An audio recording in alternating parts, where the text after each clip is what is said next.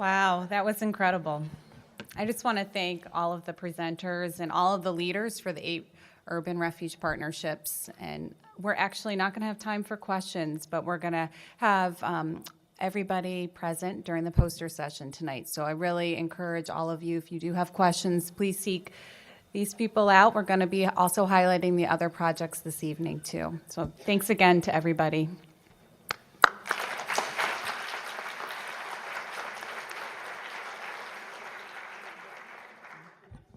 All right, thanks.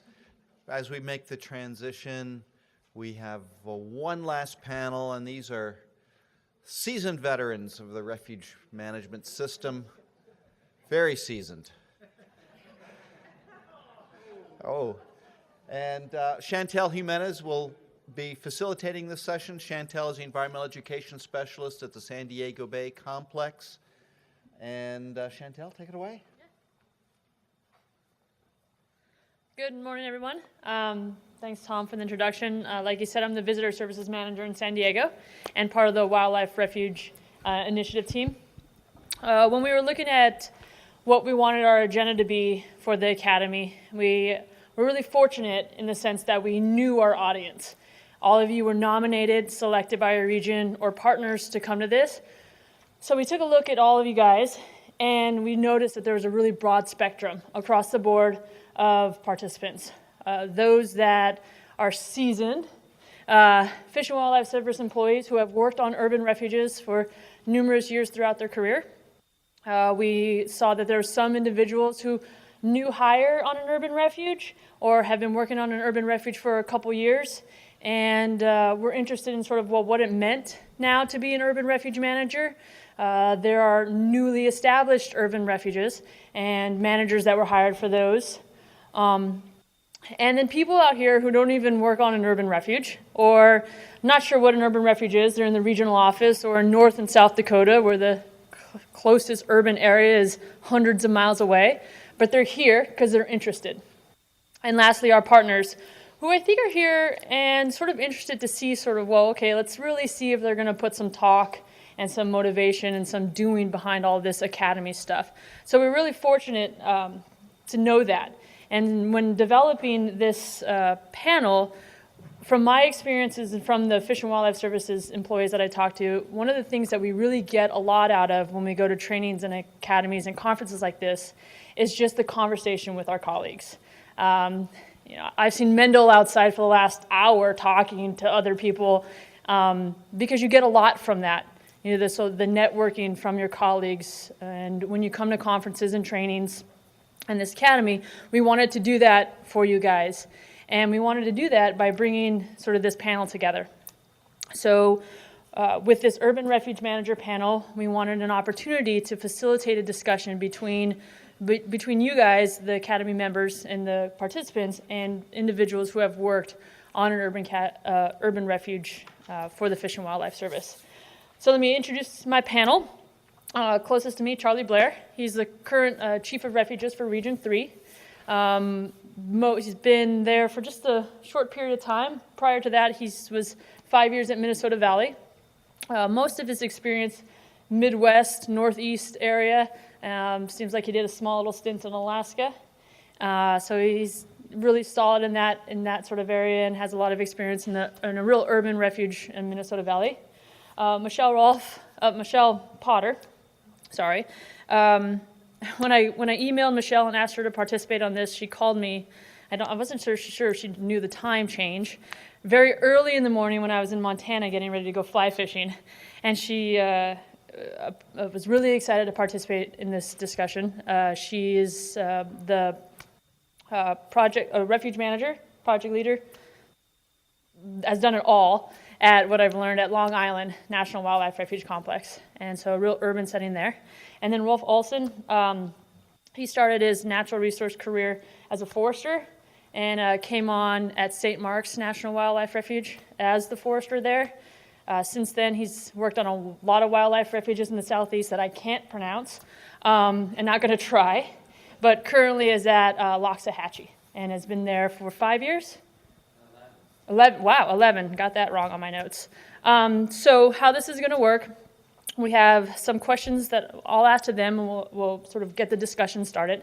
And then we want to sort of facilitate discussion and get you guys sort of thinking about, well, what do you want to ask these individuals who have all worked on an urban refuge?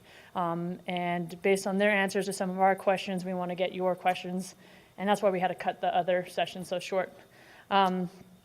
So with that, let's go kick it off, and I'm going to actually start with Rolf. The first question here is, what do you see the value of an urban refuge to the system as a whole? Well, I see two things in the value of an urban refuge. One is very selfish and one is not so selfish. I think Loxahatchee Refuge can make a big difference in some of our local communities. Within 20 or 30 miles, we have 3 very underserved communities. There's a high percentage, one of them, there's a high percentage of gang in the high schools. Something like, I read somewhere in the paper that 100% of the high school males had to be in a gang. I'm more optimistic than that. I hope that's not true, but it probably is true. So I think we can make a real difference in those communities. My more selfish reason is when you look at the demographics that we learned about yesterday, traditional people that support us are not there anymore, so we have to reach out to those kind of non-traditional people that we have not been working with. Urban refuge people that we're talking about today, but also just urban people in general. They're going to be the voters of the future, and I think for our mission to sustain, we need to reach them somehow.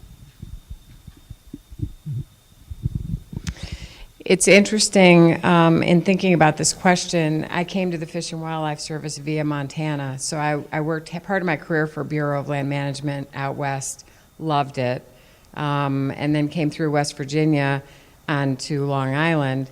And it was interesting because all my friends from Montana were like, what are you doing going to Long Island? Why would you bother going to Long Island? All it is cities and people. And, you know, I get to the Long Island complex, or our headquarters, which is in Shirley, New York, and it's fabulous. And 9 years later, I couldn't be happier being where I'm at. And I think, so for me, it's very fulfilling to be on an urban refuge and yet have the connections across the country and have the connections right on Long Island. In terms of the value as an urban refuge, we've certainly seen it grow on Long Island in the past couple of years, facilitated by our new visitor center. Prior to getting our new visitor center, it was an ARA project back in 2009, and prior to getting our new visitor center, we spent many, many years with a little circa 1900s hunting cabin as our headquarters right on the river. It was very quaint. We were kind of over the river and through the woods, and people were a little bit afraid. I had people call it our bridge and say, can we cross this bridge? What's back there? We don't know you're there. What's going on? And then, and all we had was a brochure rack in our headquarters building. We tried to do programs. We were trying to partner. We didn't have a lot of visibility. And then in 2009, we got an ARA funded project and built a new visitor center. We opened the doors unofficially in late 2011, and then we had our grand opening in 2012. And if you build it, they will come. I mean, we've had unbelievable response from our immediate public, very underserved population as well, Shirley, Mastic, and Mastic Beach, as well as the Bellport area. We've got tons of partners, more than we had before, but we've solidified our partnerships from previous to the new visitor center. Our volunteers have come out through the woodwork. We've got in excess of 100 volunteers now in less than 2 years. They're running our front desk, they're staffing our programs, and we're able to reach out more because we have a place now. We have a summer camp now for 2 years, and we're serving, 100 kids in the local communities, and the parents want to be on the wait list for next year already. They're really enjoying it, and so we're taking advantage of technology, and we're really realizing the urban purpose, I think, for what we should be doing. I think we still have a wildlife first mission on our refuge. Very definitely, we're doing a lot of habitat work on all of our refuges on Long Island. But now we have a place that we can really open up to people. We've got 6 miles of nature trails, and so people are really learning about us and learning about getting into nature a little bit more, whether it's through our programming or just coming and walking on the trails. So I think it's a double a double purpose, you know, wildlife and then environmental education and interpretation for sure. Thank you. Well, I'll touch on some of the subjects or importance of urban refuges that I bet most of you haven't talked about since you've been here for a day and a half. And the first one is the resource value of our urban refuges. And if you think back 20, 30 years, when we acquired some of these, you know, people weren't talking about, let's get this because we want a connection to people. They were really acquired for their resource values. And so I think we lose sight of that, and I think we have to continue to remind folks that these are really important resource areas for the Fish and Wildlife Service and the National Wildlife Refuge System, and they were acquired for that reason. So that's an important concept. And I think sometimes there's an undercurrent that if it's an urban refuge, somehow you compromise some of your resource values. And I don't think that's the case. It surely is not my case in my experience, especially at Minnesota Valley. So I think we need to keep that in mind when we talk about urban refuges and not forget about the resource value of those areas. The other one is habitat management, and I think this is important for our future because, you know, anything you do, my experience on urban refuges is a little more complex, and if you're managing habitats, whether you're applying fire or controlling invasive species, managing populations, conducting hunting programs, it tends to be a little more complex. And we need to learn from that, because if we never acquire another refuge, we're going to have a lot more urban refuges in 5 years and 10 years. And you listen to our discussion yesterday on demographics, and you can see where we're going there. So this is our adaptive management time, and we need to capture that information and make sure that we're prepared when we have more urban refuges to get the greatest value out of those refuges. And finally, the support we get from urban refuges. And I know we have great partners and friends that support their refuges, but they also support the system.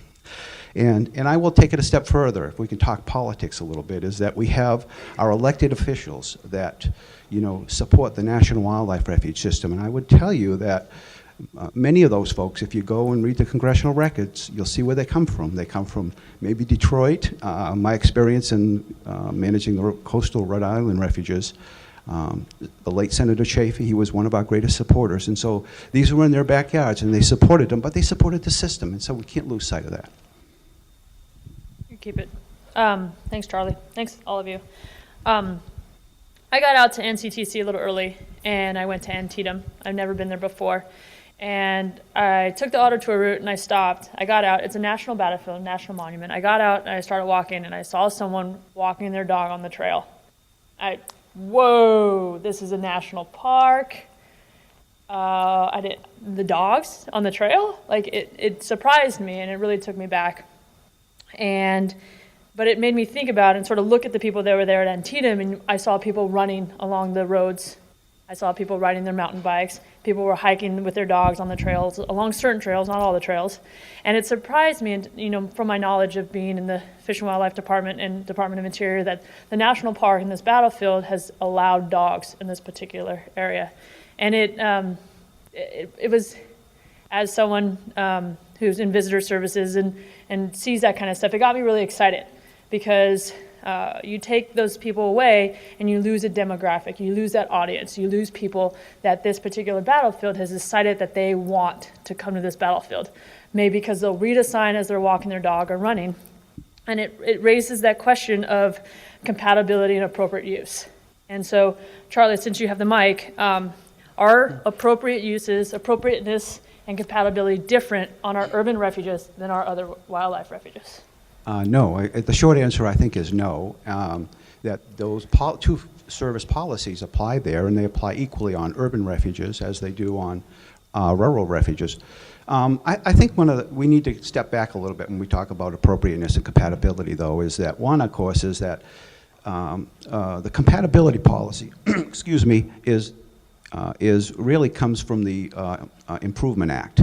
And it was our way of implementing the Improvement Act in terms of the compatible uses, materially interfere. A use is compatible. If it's compatible, it cannot materially interfere with the mission of that refuge or the service. The appropriate use policy was really designed to help us it's an internal policy, help us decide what uses should occur on refuges. And so I would say that the compatibility policy has worked exceptionally well, very well, and it's been implemented using that immaterially interfere phrase we use to judge. The appropriate use policy is probably a little more, well, it hasn't been as effective as it should have been or it was designed to be. You know, there's probably 7 or 8 different interpretations of it, depending on what region you work in. And it's, I think, been misinterpreted, and I think we're going through a process now through the Conserving the Future, is that we're going to take a look at the appropriate use policy and see how we can make it better. And so they do apply. I think we need some interpretation, some flexibility and appropriateness policy to be able to do some of the things we need to do, not only on urban refuges, but on all refuges. For example, you know, if you have ever worked through that, the list there's really only 3 activities that are not appropriate, and that's one is safety, conflict with laws, and conflict with policy. And the other ones, it says generally they would not be appropriate. So I think we have to take a look at that, and I think we have to have a more of a holistic view of how we should apply that and how we need to meet some of our future challenges and uses on refuges through the appropriate use policy. Michelle? I'm not sure I have a whole lot more to add than what Charlie did, but it's certainly not any different on an urban refuge. We still go through the appropriateness and do compatibility determinations. We also have, at least at Long Island, a list of places where dogs are allowed very close by, and we always welcome people to come back, but dogs are not allowed on our refuge. Maybe it is something that we'll have more of an engaged discussion about what things we do need to really consider offering on urban refuges. I've heard things about, you know, golf and soccer and picnicking and, you know, a whole lot of things. I'm like, oh, wow, you know, so even just being here this week has already started changing and putting some thoughts into my head on what we need to have a dialogue with our neighbors and, you know, our urban population with. So I think, you know, it may slowly change, but as of right now, I don't look that we're managing appropriateness and compatibility any differently than any other refuges. Rolf, I actually have a different question for you. Okay, good. I don't like compatibility. Based on the bio and, you know, in my discussions with you, you have a good variety of experiences with some rural refuges and some urban refuges. And so my question to you is, what's the difference? What do you feel is different when you're working on an urban refuge compared to a traditional refuge? Is there one? Are there different challenges you face as a refuge manager or whatever role you were in at the time, and just sort of your experiences with that? Yeah, I think the one that I've really noticed at Loxahatchee is the oversight by the public that we get. And they're well-meaning public, but they don't always share the same values that we share or the same management strategies. And let me explain myself just a little bit on that. You know, I cut some cypress, well, you don't know that, but I cut some cypress trees after Hurricane Wilma that I thought were a threat to the public, and that was a huge outcry with the visiting public because I had actually killed a cypress tree. And I even asked one guy, I said, well, would you put your grandkids underneath that tree? And his answer was yes, I wouldn't care if it fell on them. So anyway, I had a different perspective. But, you know, any place else I would have worked, I would have gone in and cut those trees, and it would have never been a big deal. We recently proposed an alligator hunt that's still in review. And 22 alligators out of a population of probably, you know, 5,000 to 6,000. Not a big deal biologically to us, but I got 3,000 complaints, and we actually had anti-hunting groups protesting, some of our supporters, some of our partners, and it got pretty nasty. Law enforcement is different also. I had just a few quick stories on that. One of my law enforcement officers, we had a giant rave on the refuge, and he was waiting for backup, and the high school kids coming to the rave thought he was there to direct them to the rave. He had no clue that what they were doing on the refuge was bad. Caught a father and a son shooting alligators, and I'm used to poachers, It's the first time I'd ever heard of a father taking his son out someplace to learn how to kill stuff just for fun. And that was a well-to-do father. They were in a BMW, probably a lawyer or something. But and the other thing that's unusual for us is we have annually we have fatal plane crashes and different things like that. Anyway, that's really all I have to. Thanks.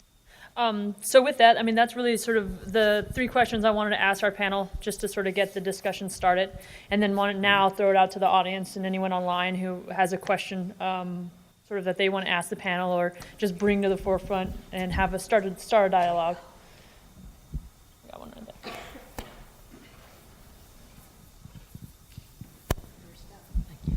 Hi, Naomi Edelson with National Wildlife Federation. And just thinking about some of what we heard in the last panel, it seems like there's a lot of effort to get people to come to the refuges, and I know that's obviously the mission of the refuges, to all that kind of stuff. But it's like, is there an opportunity to do more stuff actually in the urban area about your program so people might come? I mean, maybe that's already happening, but all I've heard mostly at this conference is about getting people to the refuges, and an hour away is like far. And I know not some of them aren't that far, but it just seems like, I don't know, I'm just curious about your thoughts about that, or if you think that's other people's jobs to do that. As far as Loxahatchee goes, we have unlimited potential for that in the schools, in the communities, in the underserved communities. It all comes down to staffing. We have some volunteers that do it for us, but it just comes down to time and priorities, really. And that's sometimes our priority, but not always. We end up, we manage 10 units on Long Island. So we span the gamut from East Shore beaches to all the way into Lido Beach, which was one of the hardest hit areas post Sandy, and Ocean Beach and Long Beach. We are making efforts to get out into the communities because our staff is all based out of our headquarters office. We tend to use the net, kind of the closest 3 or 4 communities to our headquarters office. We go into the libraries, we go into the schools. We just trained 4 of our volunteers who are going to be helping with a train the teacher or teach the teacher programming, and in the schools. Again, staffing can be a little bit limiting. We've done parades out in Oyster Bay. So we have at times done that. It's really how far do you cast the net? We could go into New York City and we'd have a huge audience. So we're making plans to do more partnering into New York City. It's 55 miles or 60 miles from our refuge, but not as far from some of the farther east refuges. So we are working on developing more partnerships, and we do a fair amount in our immediate community from where our headquarters is. Minnesota Valley is similar comments. Hi, I'm Amy Parker, and prior to becoming the regional director in the Northeast, my husband and I took a trip to several refuges, and we stopped along the way and picked up my cousin Pookie and some others to join us. Most of the refuges, the people were very inviting, and it was a wonderful experience. However, there were several where they thought we were lost, and they thought we were there to use the bathrooms. I'm so happy there's a standard that speaks to feeling welcome and safe. Hopefully, we don't forget about the feeling welcome part and focus on the safety part. But what I discovered at several of those refuges, it was because they were volunteers there. And so can you speak to how we really need to work not only with our staff, but with also the volunteers? And I get emotional when I think about it because it was a bad experience for my cousins when they were told basically, you're lost, you probably should be somewhere else. So can you speak to that a little bit? Sure, I think I'll talk about my experience at Minnesota Valley. And we had a large volunteer program that was really embedded into most of our programs, from habitat management to visitor services, and they went through an extensive training program. I mean, they went through and they were usually working with staff and sometimes independently, but I don't think I ever had one of those a complaint about our volunteers. And so I think it's important for us to recognize that when we do, we have an obligation to our volunteers to train them and to make sure that they are serving the public as a staff would.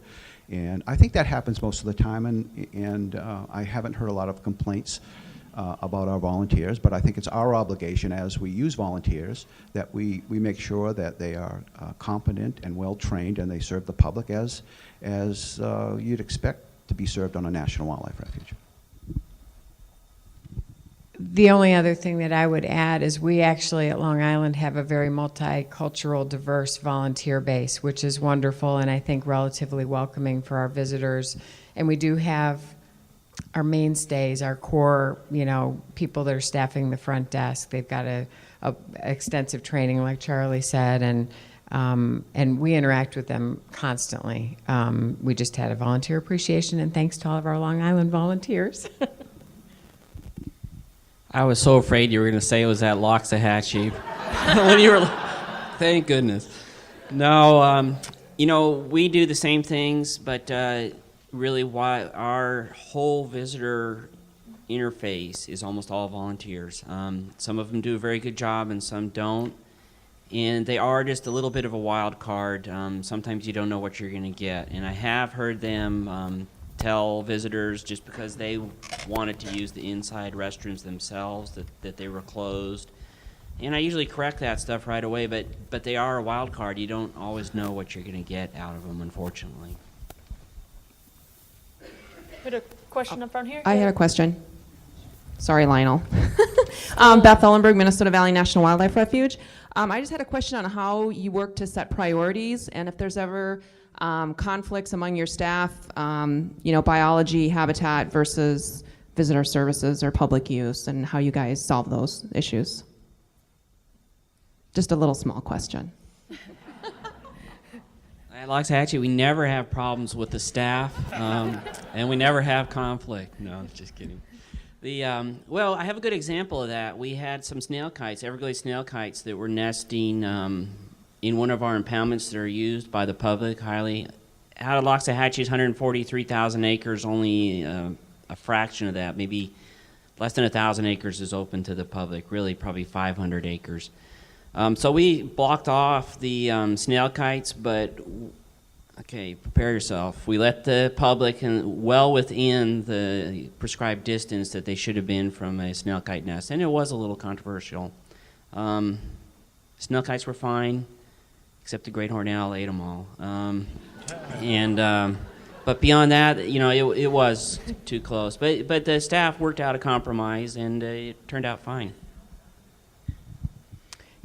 It's a great question. And yes, we do have conflict. I wouldn't say a lot of conflict. We try to meet as a staff at least twice a month. And if there's anything special going on, programming or that kind of thing, we try and communicate as much as we can. And we try and resolve any of our internal issues in staff meetings. Sometimes there's grants, that become available sort of at a moment's notice, and then it shifts priorities. Staffing right now is dwindling, and so it's going to make it a little bit easier because we're going to have to really pare down what we're capable of doing just based on availability of staff. And then we're also, leaning towards our partners and volunteers to really step up and help us out too. So we do try to work through it, and communication internally first is a real big key to trying to resolve that. But it's a great question. Again, my experience comes from Minnesota Valley, and I need to preface it and say I had a visitor services manager that was really tough to deal with. And Beth, I don't know if you're asking that question because you want to hear what we did or you're trying to educate the new manager.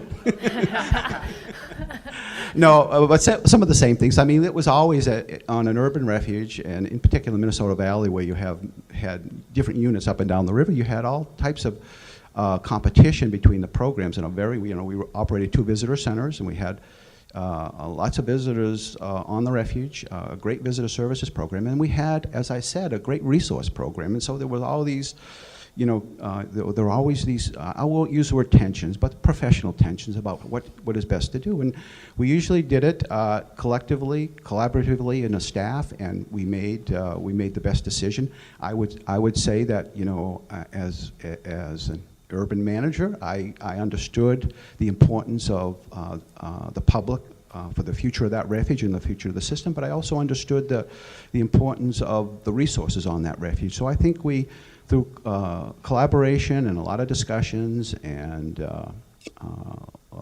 lots of trust, I think we did a pretty good job of doing it.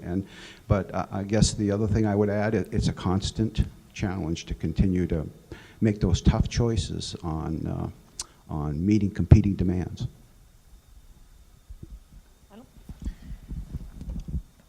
Hi, I'm Lionel from Shiawassee National Wildlife Refuge. I had a question for you guys. I identify with a lot of the things that's being said today. Glad to hear about it, glad to see it. But my question is, at Shiawassee, I've been here a little over a year. Comparing this year to last year, our visitation in the youth, at least at where I'm stationed at, we have an environmental learning center. The visitation has probably doubled or tripled with comparing with this year. But also with that increase, there's been an increase in petty crimes and incidents. Just thinking about all the things that we talked about. I'm from Chicago too, for the record. And our relationships, speaking from a minority perspective with the police, have not always been positive. Rather our fault or not our fault. What is your thoughts on the presence of law enforcement, our law enforcement? Because I think if we're going to make a positive effort to reach these minority crowds, I think we have to take into perspective the relationship, many of the times sour, that is held with the police. So what's your thoughts on that? And I'm also saying I think that we have to have a fish and wildlife law enforcement presence when we're doing this building. All right. So I do believe we need a law enforcement program on urban refuges, and I think we need a very active law enforcement program in the refuge system. And I think that it needs to start with the right officer, an officer that's there to serve. I believe that the officer should be a uniformed officer with a marked vehicle. I also believe that it should be a preventative law enforcement program rather than a preventative law enforcement program. They should be visible and they should work with the local community. They also should have at Minnesota Valley, again, my most recent experience, we had a wonderful relationship, a great working relationship with most of the local police departments, and it was mutual, and we shared resources. And I think that should be the model, I think. We're in these challenging times, we need to continue to make sure that we find ways to staff and manage a professional, not only staff, but law enforcement program. So, the other thing I would add that my experience at an urban refuge is that, vandalism and these petty crimes are part of the job. And I kind of kiddingly would always say, if I could, most of them are happening between, most of them occur, or most of them are being committed by 15 to 22-year-old males. And so, that's the reality if you look at some of the statistics. And so you just need to find ways to try to prevent that, have a presence. And there's ways also you can manage your resources that can reduce some of those, where you place your kiosks, where you place your portable toilets, your gates, and so forth. So, I believe in a very active law enforcement program. So we're going to move on to another question. Go ahead, Lamar. I'm Lamar Gore. I'm in the Northeast Regional Office, and kind of a two-parter. Most of it is comment, though. And I'm going back to a question that was asked up front. I don't recall who asked it, but it's about, do we do programs either on station? How many of us are doing programs on station? How many are doing programs off station? And it's about knowing your audience, trying to target appropriately. Who are you targeting? Who are we targeting? And prioritizing that. And I think it's different depending on what station that we're talking about, how far we are from some of these communities. So that's one thing. And the question on the end of that is, the folks that are up here and those who are doing some of the other partnerships, how are you tackling that question? So that's one. The second one is designing our programs. I heard in the previous panel, I believe it was Myron who brought this up. He said, Park Service, they readjusted. They started designing a program, didn't work, and then they threw it to the kids. So you're working with the kids to actually design a program. So are we engaging the community to work with us designing our programs, as opposed to designing something and then tossing it out to the community? And I think what the Park Service ended up doing is a way that we can be very successful. I think we heard that in Michael's presentation as well. So are we thinking about those things? I think that's something as we go through the week that we really need to keep in mind where we're doing our programs, either in the communities, at the refuge, because we love to talk to ourselves in the conservation community. We do good at that. But how do we do that with these groups that we don't generally touch? So I think there was a question or two there, Lamar. I think, honestly, probably if I was being honest, we were missing the boat a little bit in terms of doing a lot of programming out in our communities. We're trying. Staffing is a limiting factor for us right now.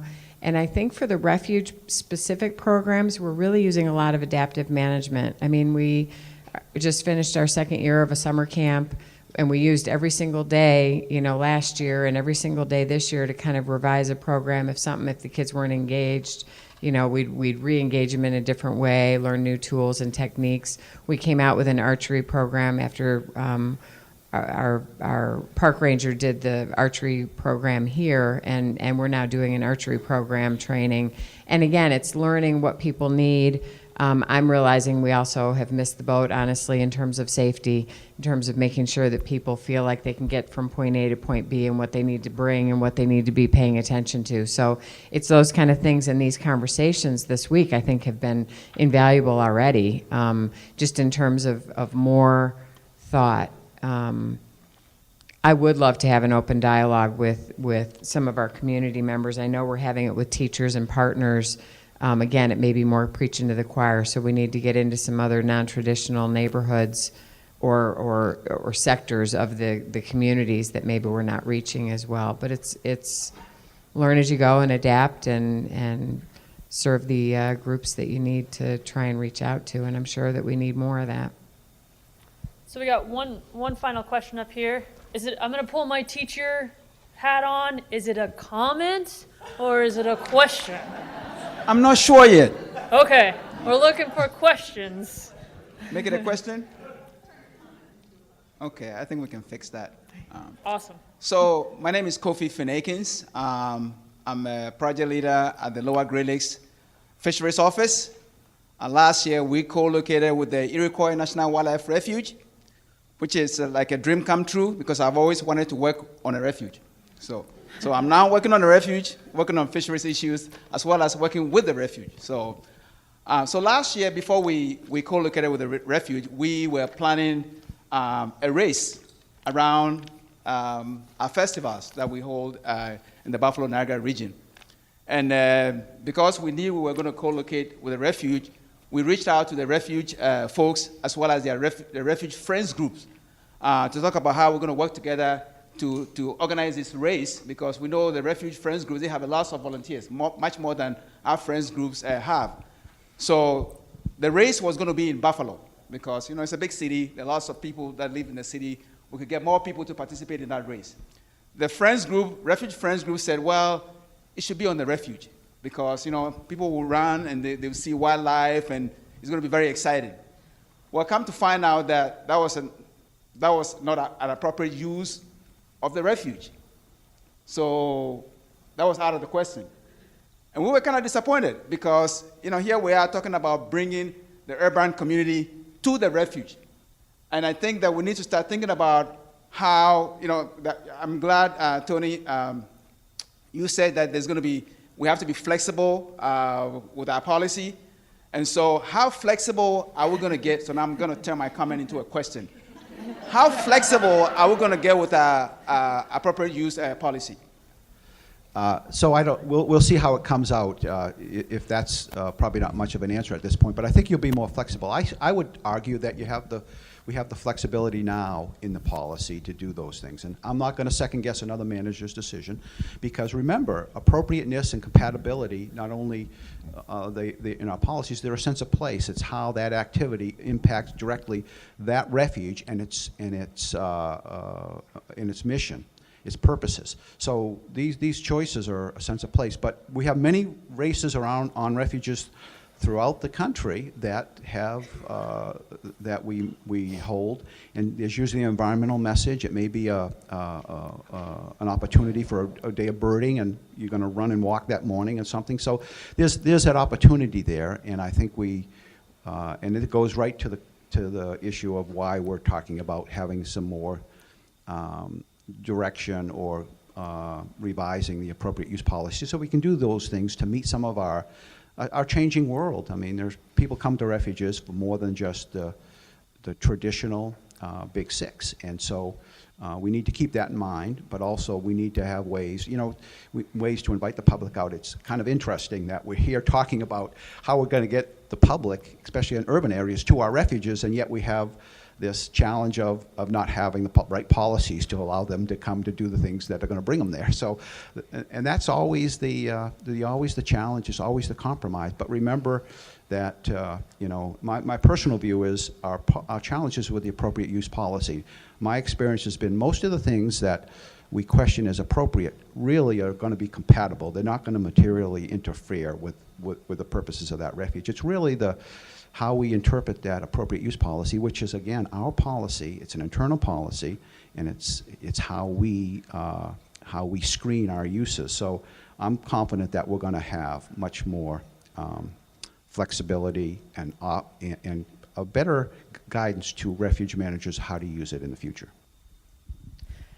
So with that, I know that there was more questions. We have some questions online, and we'll try to answer those questions online with our panel. And then, we wanted to start the discussion with you guys. So obviously, we're here for 2 more days, so feel free. Not only these were just 3 individuals selected, but I know that there's a lot of experts and experience out in the field as well. So continue these conversations as you go to lunch and into the sessions. A lot of the things that we talked about here and a lot of things that you brought up do sort of lend themselves the conversation and starts about the standards of excellence.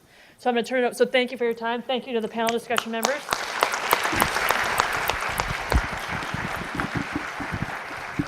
Tom's going to give you a quick rundown of what sort of the plan is, and then you guys have lunch. Yeah. All right. Great morning, and a lot that we covered. We have an hour for lunch. Please come back here, this room, at 12:30, where you'll be given